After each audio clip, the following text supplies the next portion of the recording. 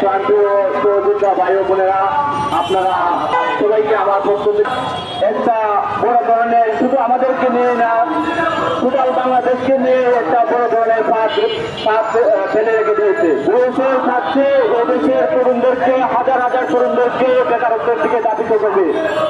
বয়সের চাটুকারি নিয়োগ বিজ্ঞপ্তি, সকাল বিকাল নিয়োগ বিজ্ঞপ্তি দিবে, দিয়ে দেশে লাখ লাখ তরুণ এই লাইনে অলরেডি ঢুকে পড়েছে। আরো লাখ লাখ ভাই বোনেরা অপেক্ষমান, নতুন সার্কুলার সামনে দিলে ওরা নতুন সার্কুলারে অংশগ্রহণ করবে। বুয়েসেল ইতিমধ্যে জানে 2022 সালের পর থেকে 2023 সালে মোটামুটি কিছু লোক বাংলাদেশ থেকে পাঠিয়েছিল, কিন্তু 2024 সালে এসে সেটা ডাউনে চলে গিয়েছে।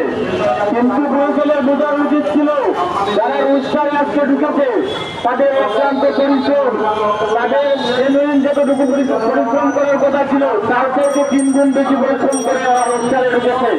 এটা বুয়েসেলের প্রত্যেকটা কর্মচারী জানে, এই প্রত্যেকটা ভাই বোন রোজগারে ঢুকতে গেলে কতটা পরিশ্রম করতে হয়। 16 থেকে 18 ঘন্টা বিছানায় না ঘুমিয়ে টেবিলে ঘুমিয়ে আমার দেখা মতে অনেক ভাই বোনদেরকে দেখেছি রাত্রে যখন ঘুম আসে তখন কাঁচা মরিচে ঘুম চালিয়ে নিচ্ছে।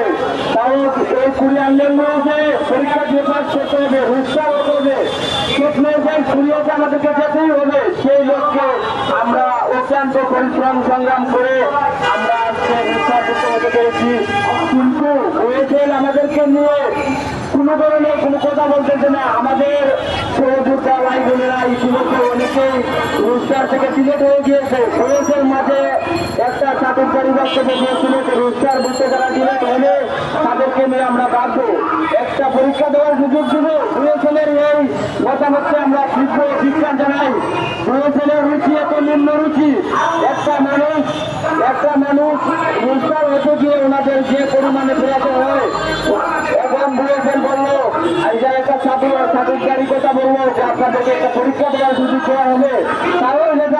তাও যেটা সবাইকে ঘুষ দেওয়ার জন্য, এই দেশের জনগণকে ঘুষ দেওয়ার জন্য, রোজগার মুক্ত যারা আছে সবাইকে একটা ঘুষ দেওয়ার জন্য। বর্তমানে 10,000+ রোজগারে অথচ 2 বছরে হচ্ছে না 2,000 মানুষের। কিন্তু বুয়েসেলের উচিত ছিল